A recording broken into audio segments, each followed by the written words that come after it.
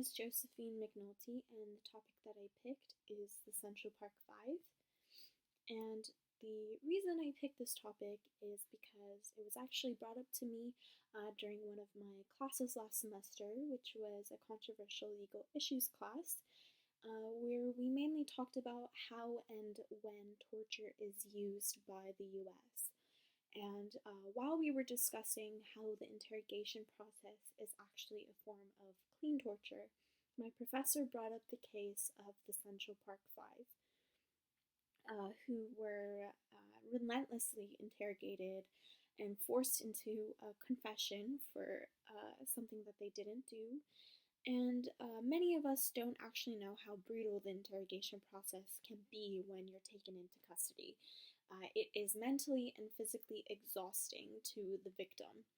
And just kind of knowing that they were actually five teenagers when they had to go through this, I've just been wanting to learn more about them and how their case unfolded.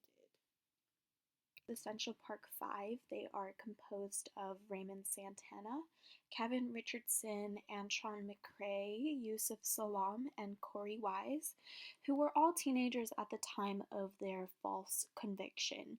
I mean, Santana was only 14, Richardson, McCray, and Salaam were all 15, and Corey Wise was 16, so he was the eldest at the time.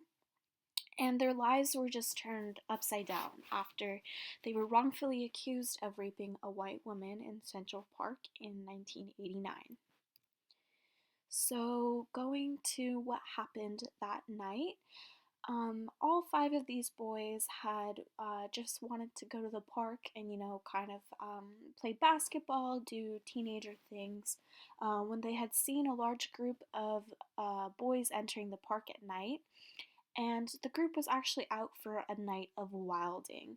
And wilding was known as, teenagers just going out and kind of committing pretty violent crimes, just causing a ruckus in the neighborhood, just kind of doing, I guess, quote unquote, bad things. And the stuff that the boys saw them do were mugging a homeless man, throwing rocks at bicyclists and cars, and just kind of harassing whoever came, uh, you know, um, um, their way. And so, because of this, the cops eventually showed up, and people were just saying, there's a bunch of kids being disruptive in the park.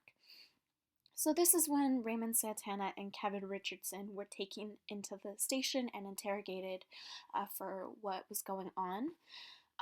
But all the while this was happening, a woman was actually being brutally attacked and raped in a different part of the park.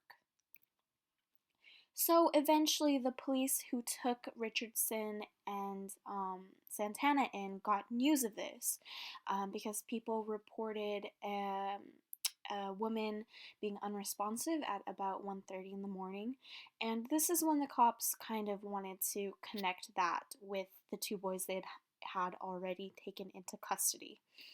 So the woman named Trisha Maley was just jogging in the park that night when she was attacked, and she was left with pretty fatal injuries that left her in a coma. So this is what kind of prompted the police to escalate their search for suspects, and this is what eventually brought McCray, Salaam, and Wise into the station.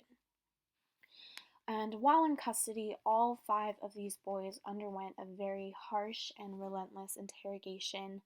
I mean, they were interrogated by professional homicide detectives, and they were only teenagers.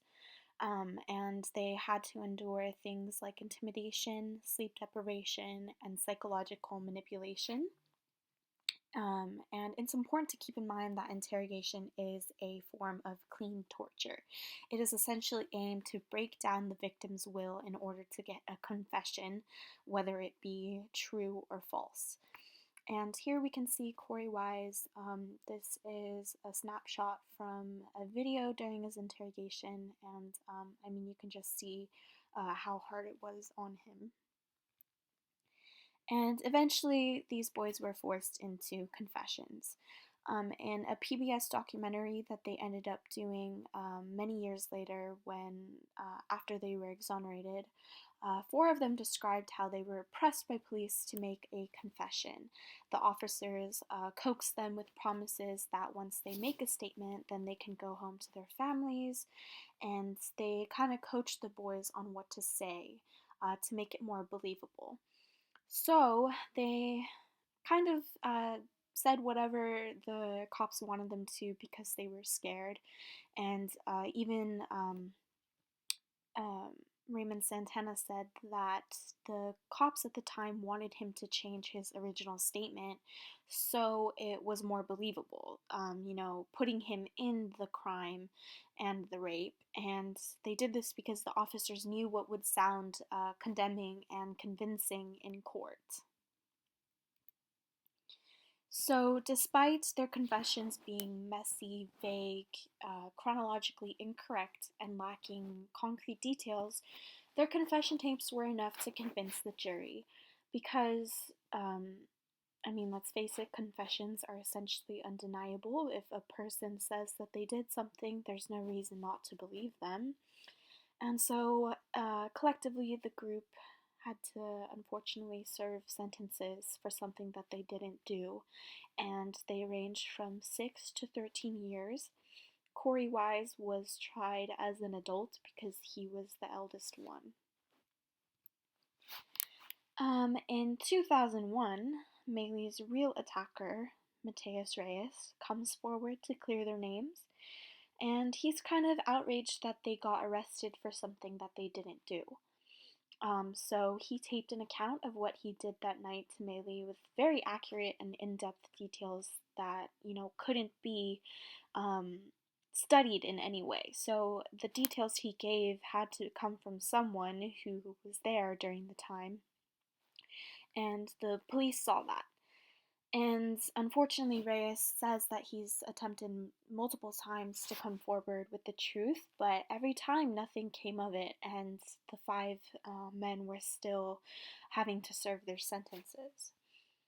However, something was different about the 2001 confession, and it led to a reinvestigation being launched, and they dug up into the old files and found samples of the semen that was taken from Maylee that night and ended up being matched to Reyes. He was a 100% match for the DNA.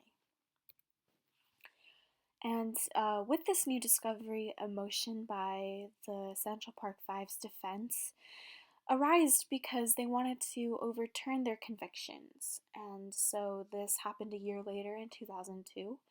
And a statement from the district attorney, Robert Morgenthau, said that the accounts given by the defendants differed one another on the specific details of virtually every major aspect of the crime. Morgenthau was the DA who oversaw their conviction, their original conviction, and then eventually their exoneration 13 years later. I don't know why it took him that long if he was the original DA at the time, but yeah. And their clearance was obviously upsettingly anticlimactic because clearing their names did not do anything for the time that they wasted in prison for something that they didn't do, and they had to learn how to become members of their society when they weren't given time to grow into themselves, and obviously that's very difficult. Here you can see Yusuf Salaam, Kevin Richardson, and Raymond Santana receiving their high school diploma in 2017 because they were in prison during the time of their real high school graduation, and they weren't, given the opportunity to finish their high school diploma. But this is them now, many, many years later. And so, just overall, the convictions of these teenage boys sparked, obviously an anger within the African American community. These boys could have been anybody's sons, brothers, nephews, cousins, and friends, but they were just being ripped apart by the legal system and the media. They were being demonized by the world. And unfortunately, this is a prime example of how the legal system has treated and continues to treat young black men, and just sheds light on the broken legal system that we have here in America. This in this picture, you can see the Central Park Five in 2019, and they're very dignified and have come to terms with what happened, and now they're just sharing their stories. And to conclude the research impact, researching their story made me incredibly sad and angry that their convictions are a byproduct of our unjust justice system. And this struck a chord with me because I could not imagine my youth getting taken away like theirs were, especially having to remind yourself that, I didn't do this. What they're telling me is not true. I just feel like I would get so frustrated, and I could not imagine going through that. And I just kind of hope that this gives some insight as to how our protective forces operate here in America. They're definitely not always protective, and it's important to keep in mind that there are always two sides to every story. And thank you for watching.